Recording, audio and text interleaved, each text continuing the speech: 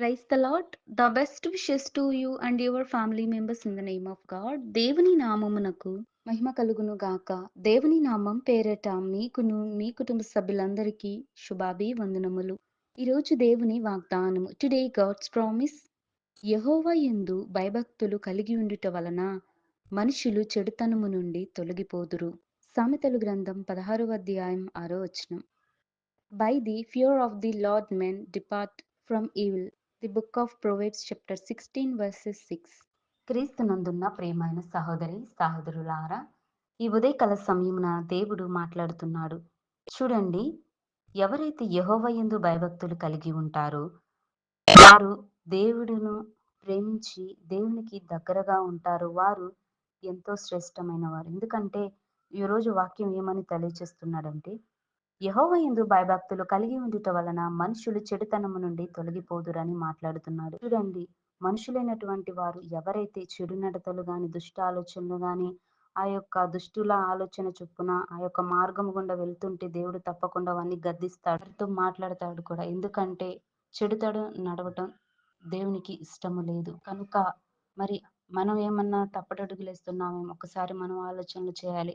దేవుడు ఏమన్నాడంటే, ఎవరైతే యెహోవా యందు భయభక్తులు కలిగి ఉంటారో వారు జ్ఞానవంతులని, వివేకము కలిగిన వారని దేవుడు అంటున్నాడు.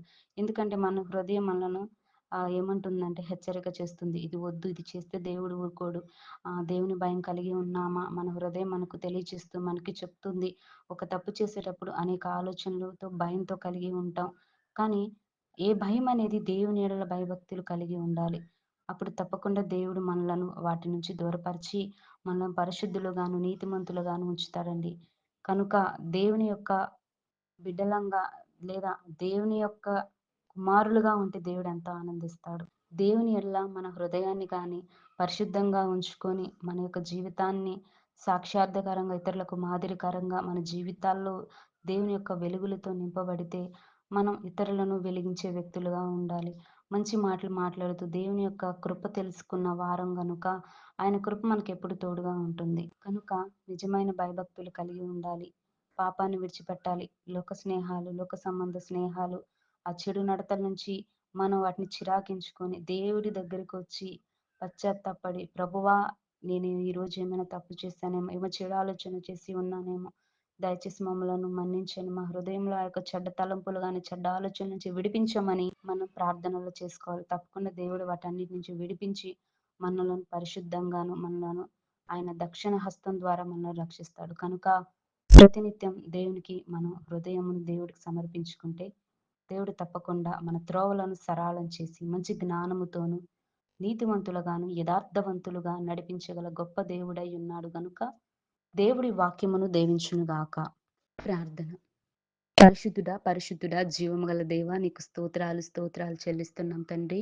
అయ్యా ప్రభా, ఎవరైతే నీ యందు నిజముగా భయభక్తులు కలిగి ఉంటారో ప్రభా, ఆ యొక్క మనుషులైనటువంటి వారు ప్రభా చెడుతనం నుంచి పారిపోతారని నీవే తెలియచేస్తావు.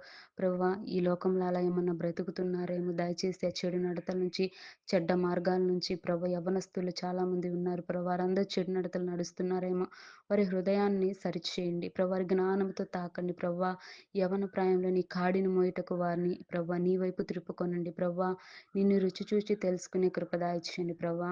నిజమైన భయభక్తులు కలిగి ప్రభా నీకు దగ్గరగా వచ్చి ప్రభా నీ ఎడల పశ్చాత్తాప్తులే తమ పాపములు ఒప్పుకునే కృప దయచేయండి. దయచేసి మేము తప్పు చేసామేమో, మా ఆలోచనలో కానీ మా తలంపుల్లో కానీ ప్రభా, ఒకవేళ మా నడతలో ఏమన్నా ఈ దోషాలు కానీ ఏమైనా ఉంటే దయచేసి మమ్మల్ని అందరినీ మన్నించి పరిశుద్ధులుగా ఉంచమని నీ యొక్క దక్షిణ హస్తంతో మమ్మల్ని అందరినీ క్షేమకరంగా ఉంచమని కోరుతూ యేసయ్య నామమున నీ యందు నిజమైన భయభక్తులు కలిగి ఉండే కాపుదల మా అందరికీ దయచేయమని యేసయ్య నామములో వినయంగా వేడుకొంచున్నాం తండ్రి. ఆమేన్.